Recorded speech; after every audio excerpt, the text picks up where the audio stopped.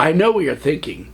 You're thinking, what is that handsome man doing looking like he's about to go to an NRA fetish party? Well, silly, I am just getting ready for today's review because we're approaching the 4th of July. And we're going to be celebrating the 40th anniversary of the G.I. Joe toy line. And it's also the 35th anniversary of G.I. Joe the movie. After 35 years, does G.I. Joe the movie still hold up? Well, it's definitely better than Snake Eyes. G.I. Joe Barracuda and Cobra Rat sold separately. Mind if I cut in? Talk about your close shave! Hi, I'm Anthonix Maximus, bitching to you about movies because after this review, I am enjoying my vacation. So long, dweebs. Well, that wasn't nice. I'm trying to get more subscribers. More. Okay, let's address this now. This isn't Power Rangers, a franchise I watched since the beginning. This is G.I. Joe, a series that I didn't watch as a kid, but I grew to appreciate as I got older. So good news, unlike the last review, Power Rangers 2017, this will not be as long. Thank you. But I do love G.I. Joe. Now, I didn't know too much about it, but I guess over the years, with pure nostalgia of the 80s, the cartoon has its great charm.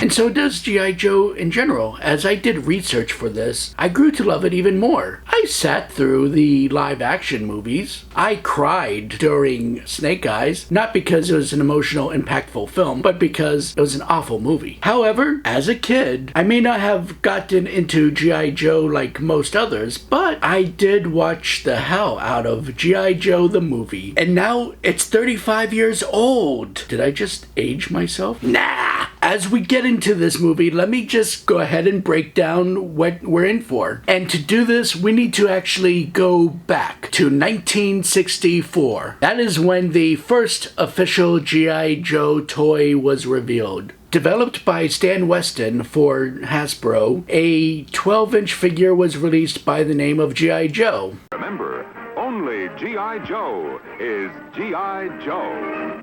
It was distributed February 2nd, 1964. Here it was G.I. Joe. In the UK, he was known as Action Man. So let me just go ahead and say, fun fact! Because the fact that G.I. Joe figure was 12 inches tall, had removable material like clothing, parents didn't want their boys playing with dolls, so Hasbro marketed it as an action figure. So in 1964, dads were confident enough to go to the toy store to buy their sons an action figure of a guy that was just a guy. And he had other guys as companions, no females, just a bunch of dudes hanging out. Their sons just playing with a bunch of dudes. Now I know. And knowing is half the battle. G.I. Joe! But later, to downplay the Vietnam War, Hasbro decided to make the character of Joe Colton, G.I. Joe, expand his world. So it was no longer one G.I. Joe, but instead it was a team of G.I. Joes. And they weren't just saving America, they were saving the world. And of course they had action features like lifelike hair and kung fu grip. Okay, I understand the kung fu grip, but the lifelike hair, and yet these dads didn't want their boys playing with dolls. Why? I mean, it's the same thing, except for the kung fu grip. So now, let's skip ahead, because eventually the toy sales did go down, because in the end of the day, they were still dolls. So in the early 80s, there was this really awesome guy named Larry Hama. He was a comic book creator. At the time, they were looking for a new idea. He was working for Marvel. They were looking for an idea about a team of heroes. Of course, being Marvel, it wasn't going to be in the exact same universe as our heroes we know today. Just the same as Transformers, they had a home. But it wasn't quite G.I. Joe yet. You see, Larry Hama actually pitched this idea about a team of heroes that would save the world. It was supposed to be led by Nick Fury Jr. That's right, son of the Nick Fury. He wanted to have this team called the Fury Force. He was hoping to get this team to be mainstream Marvel Universe. They just didn't like the idea of Nick Jr. They just didn't like the idea of Nick Jr., I guess. They did like the idea of a team of heroes. So they thought of revisiting G.I. Joe. And this time it would actually be a team of heroes. Larry Hama is responsible for the characters that we know today, like Duke, Scarlet, and Snake Eyes. Interestingly enough, Snake Eyes would be with Scarlet in the comics, but when it came to the cartoon, it was Duke and Scarlet. Oh gee, maybe there'll be a video game where it's gonna be Duke and Snake Eyes. And Larry Hama actually had restrictions. It was that there would be no bullets, just lasers. And that's kind of what we get in cartoons today still. Comic books had death, even though the cartoons never showed death. Any soldier that was stopped was either a robot, or if they crashed in like a plane, they would have parachutes.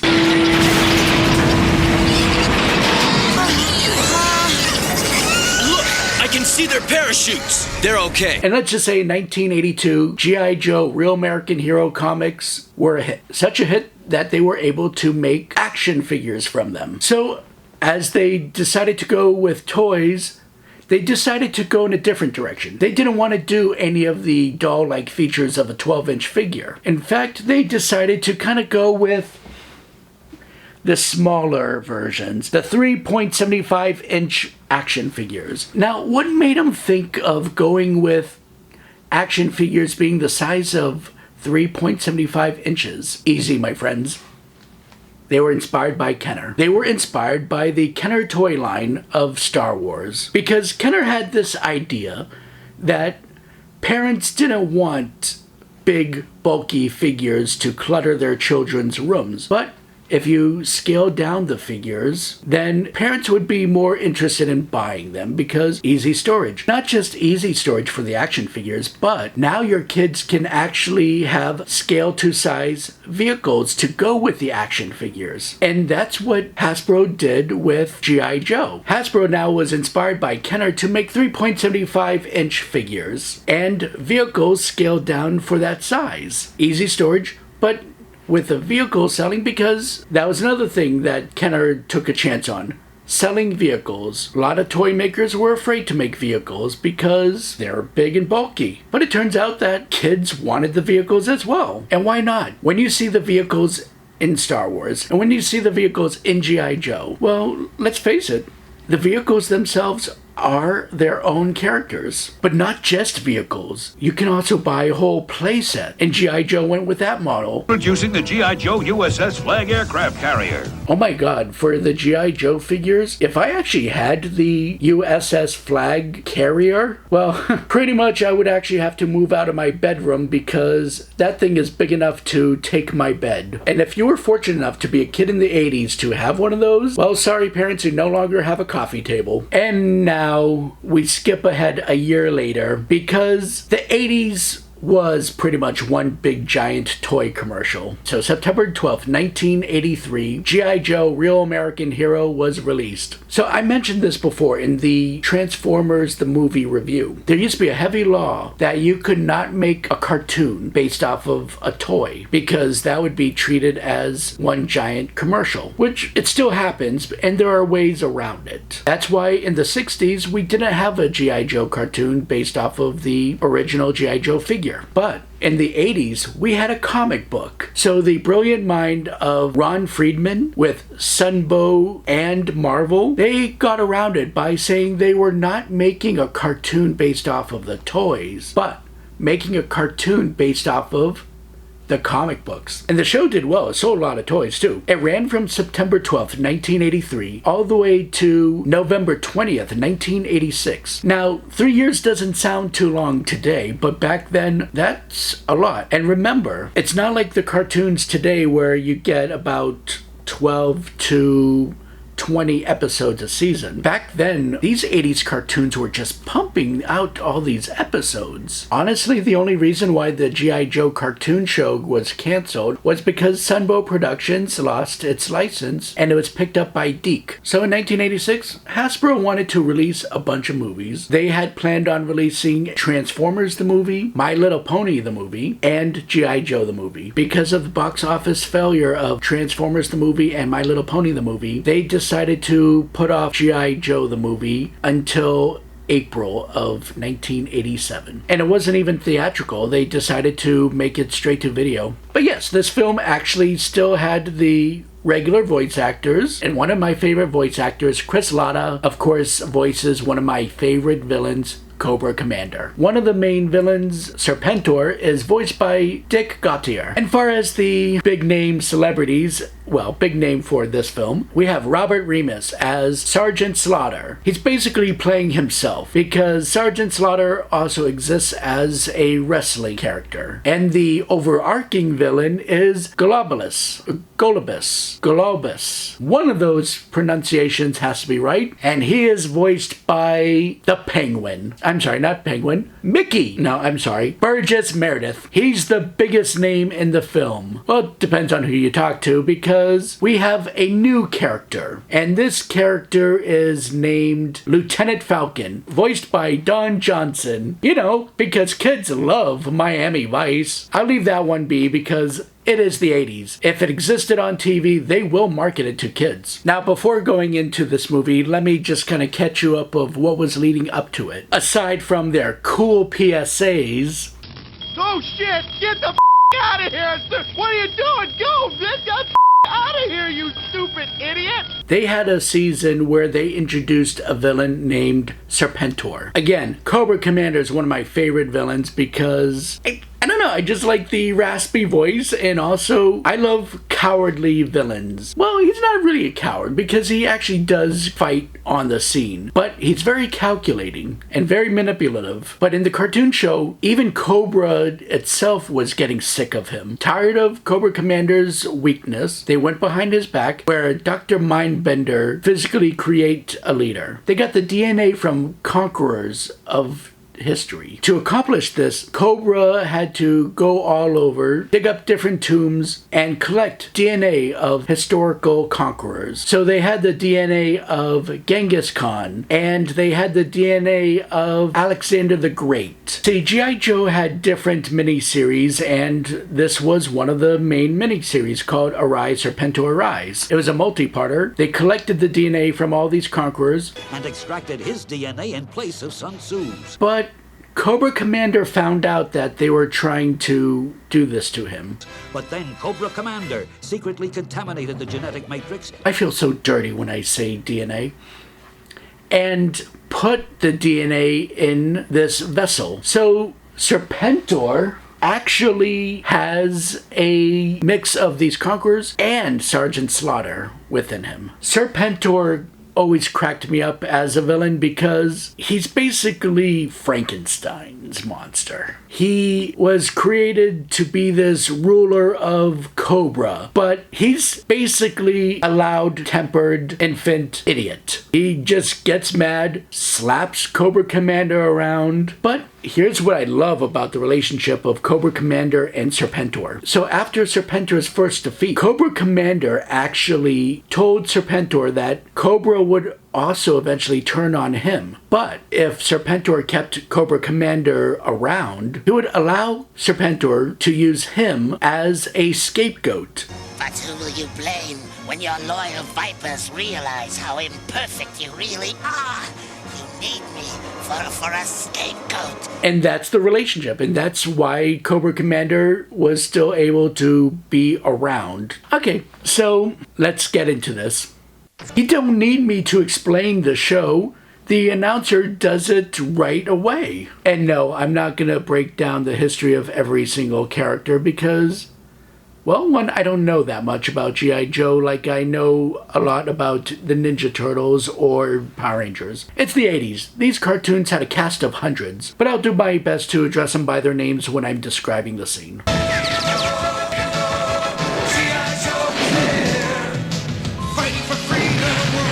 Let's just assume the ship was on autopilot, nobody was inside, so everyone's safe. Oh, yeah, no. There's actually more movie, but still, if they had left the movie being 3 minutes long, I would have loved it just the same. The truth is, the reason why they actually did the sequence, you see, the original draft of the script was going to have the final battle take place at the Statue of Liberty. But we needed to have a reason for Serpentor to yell at his men. Blunderers! Fools! fault was in you! Ooh, yes, get him, Cobra Commander, with your reflective mask. And I do like the reflective mask, really, because it's kind of a way to intimidate your enemies. Could you imagine if you're captured by Cobra and you're being interrogated by Cobra Commander himself? You don't get to see his face. Instead, you get to see your own face with the fear in your eyes. But I'm glad Cobra Commander is talking back. I'll leave it to a bunch of white people to interrupt BET.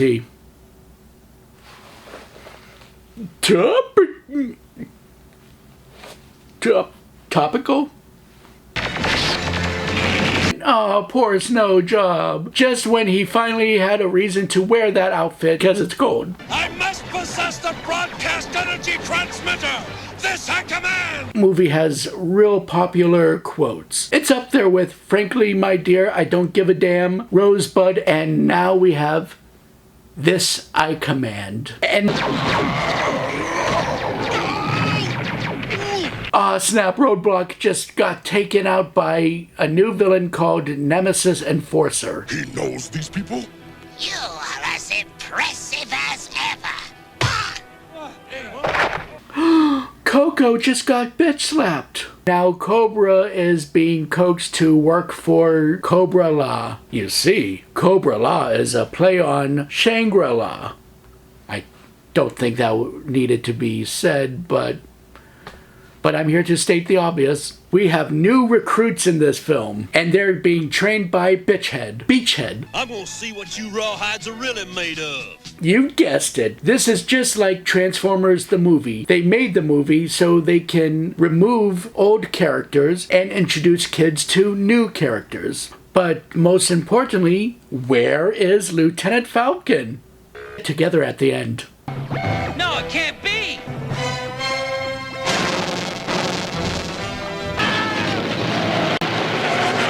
Oh, those damn biker dreadnoughts. They actually succeeded at getting Serpentor, and now Lieutenant Falcon's in trouble. Take a good look at what your irresponsibility cost us. But occur to you that such a brilliant plan was beyond the capacity of even your fine intelligence? Yeah, okay, so Destro's right, kind of. According to this movie, Dr. Mindbender came up with the idea to create Serpentor because it was implanted into his mind by Globulus. Globulus is the reason why Cobra Commander became Cobra Commander. I'm not going to go into the backstory of every single character. For the reasons I've told you earlier, there's just too many, but Cobra Commander I know very well because he is one of my favorite villains. Cobra Commander's backstory is he used to be a family man. He, according to the comic books anyways, he used to be a family man. He was actually a used car salesman. Did okay living the American life, but his brother actually was sent off to Vietnam. When his brother came back from Vietnam, he actually suffered from PTSD, which led to him making bad decisions with drinking and drugs, and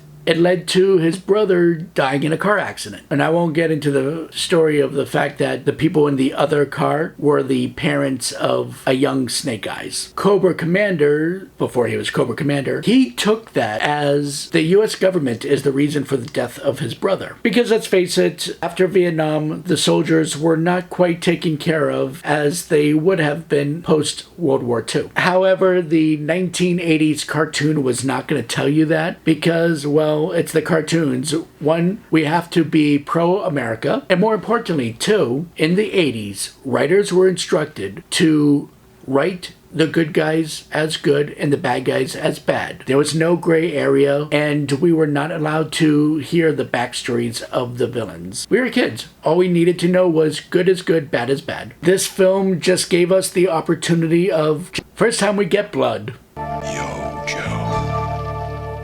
Poor General Hawk, he's sad. Oh my god! It's Cobra Commander! Damn, bitch. You live like this? Well, I mean, my room isn't always messy. It's just messy when I'm recording. Because I have to shuffle things around. Wow, your mask is really reflective. You realize this reflection shows a lot. In fact, I don't even see you in the chair. Yeah, your mask helmet thing is very reflective. It sees a lot. Maybe you should film with reflection. It's so true. And now I know.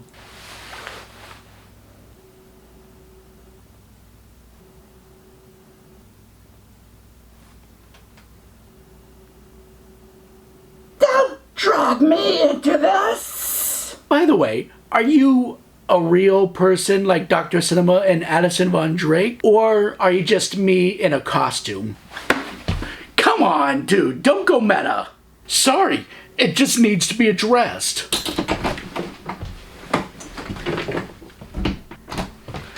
Oh, and clean this up. Okay, you know, I'm gonna just continue the review now. I was a man. I was a man. Stop saying that, you making me crazy. Okay, you know what? However you feel about Cobra Commander, you have to admit that this is getting pathetic. He's really starting to lose his humanity, and I would say that's a fate worse than death. The rescue party we turned out to be. Roadblock found us. Oh no, they're going to kill our heroes, forcing parents to buy their kids new toys. Get back! Get back! Well, at least Roadblock has his sight back, but Coco's not doing so well. And it is kind of like your typical hero movie where our main heroes are told they can't join in, but they still decide to. Damn! Pythona got thrown off the side by a blinded Jinx. She only fights well when she's blinded. You make me sick. And Sergeant Slaughter threw Nemesis Enforcer off the edge as well. We'll pretend that they both died, even though Nemesis Enforcer has wings. Producers wanted characters to be taken out. They wanted Duke to be dead because they wanted to show in this film that war does have collateral damage. Yeah, those bad guys die kind of the same way as it happens in the cartoon show, where it's only implied. And that's why falling off a cliff is one of my favorite deaths, because it's ambiguous. You can always assume that they died. If a sequel doesn't happen, we can be rest assured that they died. But if you do end up making a sequel, you can say that they got caught, or something caught them. I can see their parachutes. They're okay. But that's the end of the magical movie. And later, for syndication, they took the movie and split it up into multiple episodes. And each of those episodes were introduced by a live-action Sergeant Slaughter, giving a brief recap of what happened previously. To the dead. So grab your helmets and buckle on your bandoliers, because here comes the first chapter of G.I. Joe the movie. Now, after Deke took over the license of the cartoon, they continued the story, but the animation is different. The voices are also different. Amazing to think that slithering incompetent once led Cobra. And they did bring back Serpentor, but they also brought back Cobra Commander. And the beautiful part is, Cobra Commander went back to his humanoid form, and he turned Serpentor into a creature and released him into the jungle to be hunted down, and we have to assume that Serpentor died afterwards. Lieutenant Falcon did continue in the series. They even gave him a special story arc about him being addicted to drugs. And it's kind of a heavy episode, but in further adaptations, Duke is still the guy in charge. And by in charge, I mean the main protagonist. But overall, I actually loved this film. Yeah, it's not as satisfying as Transformers the movie, but it's better than My Little Pony the movie, I'm sure. And it's definitely better than the live-action movies. One thing I'm really upset about with this film is that they had one of the most popular characters on there, Snake Eyes. And they didn't give him anything to do. They didn't even give him any lines. Either way, the film is fun. I will watch it multiple times, especially the opening sequence. That is a fantastic sequence on its own. Now I am going to take my leave and enjoy my vacation. This is the season finale of Anthonix Maximus Reviews. I'll be back. Don't worry. There'll still be plenty of Anthonix Maximus Matinee. And yeah, thank you for watching. I'm Anthonix Maximus.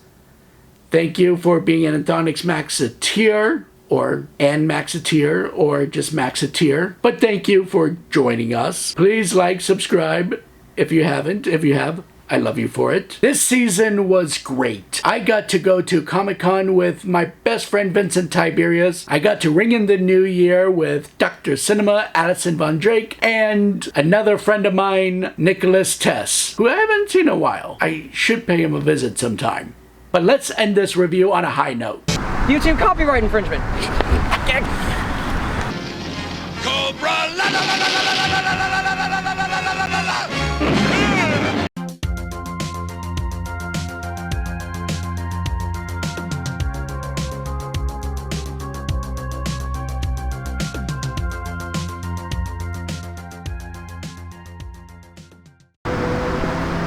Ha ha ha!